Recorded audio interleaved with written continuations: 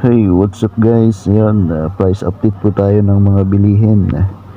Ayan, patatas galing sa US. Ayan o, 2 dirham. Ayun, kahoy, tapioca, 5.50. Luya galing ng India, 15. Luya galing China, 13.95. Ayan, mapapamura ka sa mga presyo. Lalo pag kinumbot mo sa piso, mahal din yan. Ayan ang onion, no. Ito naman ang watermelon. Napakalaki yan, no. 195 na lang. Sweet melon, ayan. Ayan, medyo okay yung patatas, 3.99.